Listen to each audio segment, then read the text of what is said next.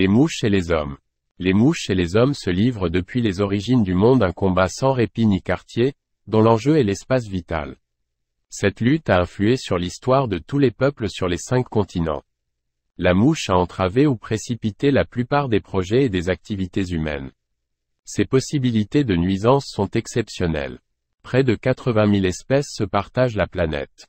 Piqueuses, suceuses de sang, porteuses de maladies mortelles, les mouches, au cours des siècles, ont tué davantage que les conflits entre nations.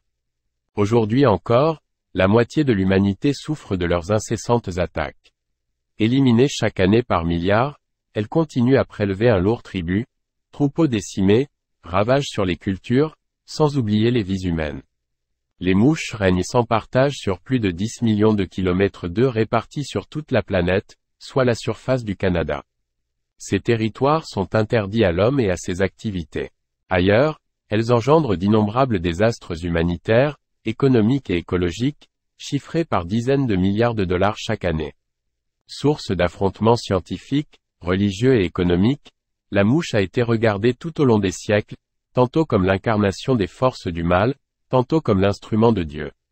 Elle a inspiré écrivains, peintres, sculpteurs et cinéastes. Un fait semble avéré. Plus l'homme prolifère, plus la mouche prolifère. Plus l'homme détruit son environnement, plus la mouche prospère. Plus l'homme vit dans des conditions miséreuses, plus la mouche s'épanouit.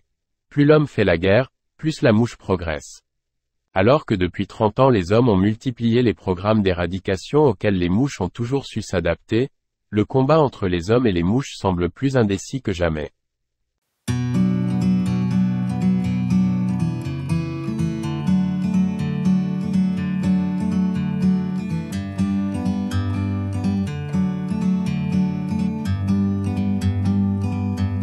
Like a bird on a tree, I'm just sitting here.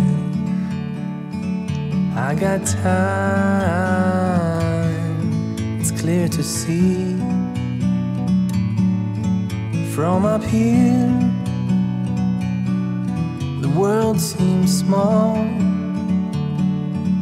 We can sit together.